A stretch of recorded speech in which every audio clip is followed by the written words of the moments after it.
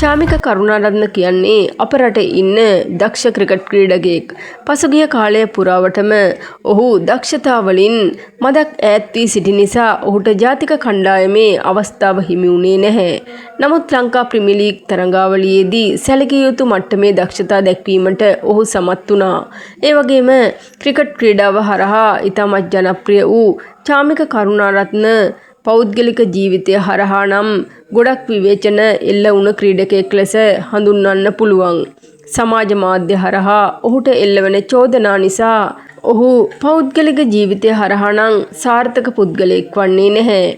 පසුගිය කාලයේ ගුවන් නියමුවරයෙක් විසින් ඇයගේ දරුවා චාමික කරුණාරත්නගේ බව පවසා අධිකරණයේ හමුවට පැමිණීමත් සමග එම පුවත සමාජ මාධ්‍ය හරහා ලැබුගින්නක් මෙන් පැතිර ගියා. ඉතින් එම දරුවා චාමික කරුණාරත්නගේ බව පවසා ඇය විසින් අධිකරණයේ හමුවට පැමිණියේ චාමිකගේ DNA පරීක්ෂණයක් සිදු කිරීමට අදාළ අවශ්‍ය කටයුතු සලසා ගැනීමටයි. කෙසේ නමුත් ප්‍රමාණවත් සාක්ෂි නොමැතිකම හේතුවෙන් එම ඉල්ලීම ප්‍රතික්ෂේප වූවා. කෙසේ නමුත් ඔක්තෝබර් මාසදී නැවතත් එම නඩුව කැඳවීමට තීරණය කළා.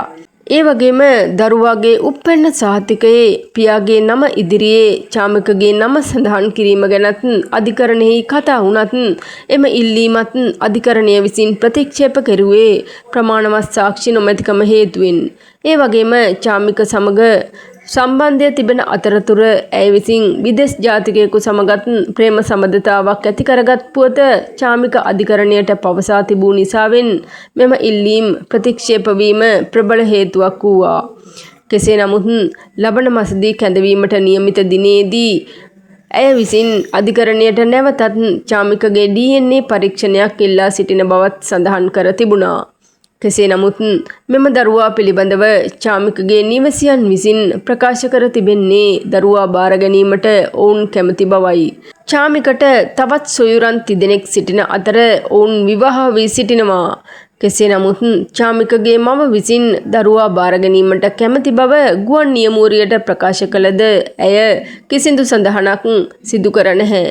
කෙසේ නමුත් ඇය ඉල්ලා සිටින්නේ මුදල් නොව තම දරුවාගේ පියා ලෙස චාමිකගේ නම සඳහන් කරන ලෙසයි. කෙසේ නමුත් DNA පරීක්ෂණයක් කිරීමටද ප්‍රතික්ෂේප කිරීම නිසාවෙන් ඇය මහත් කනස්සල්ලට පත්ව ඇති බවට තොරතුරු වාර්තා වෙනවා. කෙසේ නමුත් දරුවා චාමිකගේ නිවසියන් වෙත බාර ගැනීම සම්බන්ධයෙන් ඇය කිසිදු ප්‍රකාශයක් මේ වෙනකන් නිකුත් කර නැහැ. ඉතින් මේ ගැන ඔයාලගේ වටිනා අදහසත් පහලින් කමෙන්ට් එකක් විදියට ලියාගෙන යන්න. ඒ වගේම රටේ ලෝකයේ සිදුවන සියලුම තොරතුරු දැනගන්න අපේ නාලිකාව සබ්ස්ක්‍රයිබ් කරලා තියාගන්න.